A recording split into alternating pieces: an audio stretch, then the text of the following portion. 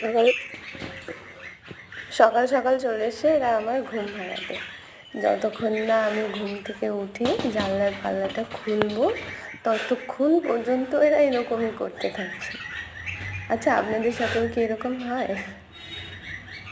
আমার বাড়ি যেহেতু গ্রামে, তাই এরকম পাখি আমরা সবসময় দেখতে পাই, আর এরা চলে আসে আমার ঘুম ভাঙাতে।